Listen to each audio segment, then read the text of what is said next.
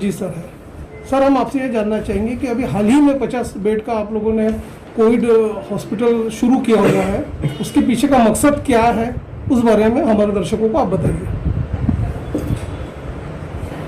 देखिए, ये वृक्ष आज 1975 यानी 45 साल, वैसे इसका इतिहास 1965 से है। मैं उसकी 1 मिनट में जानकारी दूंगा कि वर्धमान नगर सोसाइटी की स्थापना किशन जी भाई साहब और मेरे पिताजी ने की थी। उसके बाद राधा कृष्ण मंदिर बना, राधा कृष्ण भवन बना 1977 में। फिर वहाँ 3 बेड का हॉस्पिटल चालू हुआ विथ एम्बुलेंस। उसके बाद में शिव प्रसाद पोद्दार चैरिटेबल ट्रस्ट, वो राधा कृष्ण चैरिटेबल ट्रस्ट को जगह मिली हुई थी। वो जगह की वैल्यूशन आज दोनों की 30-30 करोड़ रुपया, 40 करोड़ रुपये है। उन दोनों ने संयुक्त उपक्रम में जॉइंट वेंचर के अंदर राधा कृष्ण हॉस्पिटल का निर्माण किया। और राधा कृष्ण हॉस्पिटल 1991 में हमने एनएमसी में सबसे पहले हमने जब कोरोना आया तो एक चाइना की बच्ची हमारे आई हुई थी, उसकी हमारे पास वीडियो कॉपी है। तो हमने नागपुर में एक भी पेशेंट नहीं था, पर हमारे एक एनएमसी कमिश्नर थे, याद कौन थे पहले, मुंडे साहब, बड़े डायनामिक आदमी थे। उनको मैंने रिप्रेजेंटेशन दिया कि प्राइवेट हॉस्पिटल्स खोलो, उन पर कंट्रोल आप करो, उनके रेट फिक्स करो। उस समय 7500 रुपये सिटी स्कैन था, मैंने साहब को मिलकर 2500 रुपया करवाया। घटाते घटाते पहले 4800 का रेट हुआ, फिर 2500 कराया, तो लाखों लोगों को लाभ मिला। उसके बाद उन्होंने प्राइवेट परमिशन, एक कागजी कार्रवाई, इसमें टाइम लगते लगते सबसे पहला ऑर्डर अगस्त महीने में वो काट को मिला। उसके बाद 7-8 जनों को मिला, उसमें हमारे सिर्फ 12 बेड मंजूर हुए। आज हम 12 बेड से 150 बेड पे आ गए, जिसमें 20-25 बेड 2 दिन में चालू हुए। और 150 बेड में हमारे पास 65 बेड आईसीयू के हैं, और उसमें 22 बेड अभी चालू होने के 2 दिन में हो जाएंगे। और 85 बेड है हमारे ऑक्सीजन बेड, यानी हमारे टोटल बेड्स पे ऑक्सीजन है। पर 150 बेड है उठ के मुंह में जीरा। तो हमारे यहाँ वेंटिलेटर बहुत है, यानी मेरे ख्याल से वेंटिलेटर होंगे 16, 17, 18, बाईपैप होंगे 25-30। एक ऑक्सीजन प्रेशर मशीन आती है, वो कम से कम 5-7 हॉस्पिटल में, ज़्यादा में नहीं है, वो हमारे पास 4 है। मॉनिटर होंगे मेरे ख्याल से 80-90। तो हमने कोशिश की, भाई चैरिटेबल ट्रस्ट है, लोगों ने हमको दान दिया, दक्षिणा दी। उस समय तो कोई बजट नहीं था, नई लिफ्ट लगाए, नया ट्रांसफार्मर लगाए, उसके बाद में ये सब इक्विपमेंट, वेंटिलेटर वगैरह खरीदे। तो हमने हर कंपनियों के सीएमडी से बात की, उन्होंने हमको बहुत कंसेशन दिया, हम उनके आभारी हैं। हमको सरकार से एक फूटी कौड़ी नहीं मिली।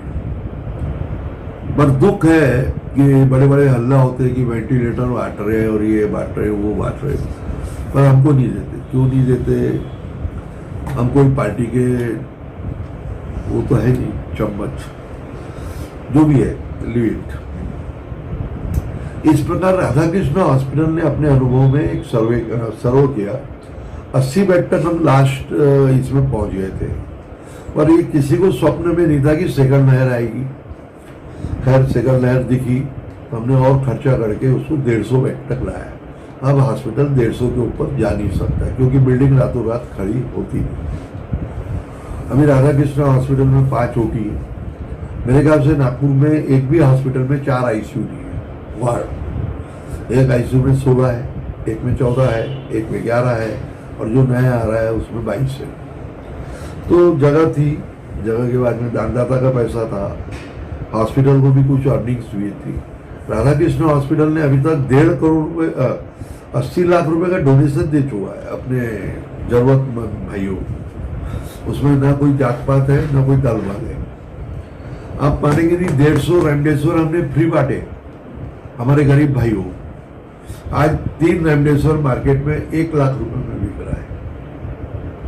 तो यदि आप उसका गुना भाग लगा तो 50 लाख, पर हमको आए जो रेट में वो पूरे पैसे हमने दिए, हमारे दानदाताओं ने दिए। उसके बाद में क्या हमको ये प्रेशर कैसे कम हो, तो हमने कई बार कलेक्टर साहब को बोला, कई बार हमने एनएमसी को बोला कि भाई इसका एक बहुत सीधा इलाज है, वो पूरे हिंदुस्तान में लागू होता है कि तुम ज़्यादा से ज़्यादा कोविड सेंटर करो। आदमी घर पे रहता है, दवाई टाइम से नहीं लेता, ऑक्सीजन छोटा मोटा लगता नहीं लेता, सीटी स्कैन नहीं कराता, तो ये लोग परमिशन ही नहीं देते थे। हमको 5 दिन पहले परमिशन आई कि ये आप समझ लो 2 पेशेंट है, 10 पेशेंट है, इन 10 पेशेंट में 8 पेशेंट कोविड में केयर में भर्ती हुए, तो ये 10 पेशेंट में से 5 पेशेंट वहीं ठीक हो जाएंगे, 6 ठीक हो जाएंगे, बचे कितने 4। वो 4 कहाँ जाएंगे? हॉस्पिटल में। उसको जहाँ जाना है जाओ। हमारे यहाँ प्राथमिकता रहेगी, यदि हमारे यहाँ बेड अवेलेबल है हम रिजर्व रखेंगे, उसको हम हमारे बेड देंगे। उसको आईसीयू लगेगा हम आईसीयू देंगे। आज भी हमारे यहाँ एडमिटेड पेशेंट को आईसीयू देने की जवाबदारी हमारी, और आज तक हमने एक को भी यहाँ से ट्रांसफर नहीं किया, एक भी पेशेंट, उसका पूरा इलाज हम करते। सक्सेस रेशो में क्या रेट है हमारा सफलता का, वो आप कॉर्पोरेशन में जाके पूछो। बड़े बड़े हॉस्पिटल से हमारा सक्सेस रेशो बहुत ज़्यादा है। उसके बाद में पैसे की बात है, कोई 17 लाख का बिल बना रहा है, कोई 7 लाख का बना रहा है, उनसे हमको कोई लेन देन नहीं। जिसका छाती का कलेजा है वो कितने की भी लूट मार करे, किसी का कुछ भी करे, वो हमारा विषय नहीं है। उसके बाद में इसकी ऑडिटिंग होती है कॉर्पोरेशन द्वारा, एक बार नहीं 2 बार होती है। ऐसा नागपुर में हॉस्पिटल नहीं है, 80% है जिसको पेनल्टी नहीं हुई और जिसको रिफंड पैसे नहीं करना पड़ा। भगवान की दया से प्रभु राधा कृष्ण का यह हॉस्पिटल सेवा भाव में एक जने को भी एक पैसा वापस नहीं करना पड़ा। उसके बाद जरूरतमंद आया कि बाबूजी मेरे को दवाई के पैसे नहीं है, तो हमने उसको रिफंड चेक दिए। हमारा क्लेम नहीं बनता है क्योंकि पैसा हमारे लिए अहमियत नहीं है, और यह ईश्वर की दया है कि हमारे पे कोई किसी ने आज तक अंगुली नहीं उठाया।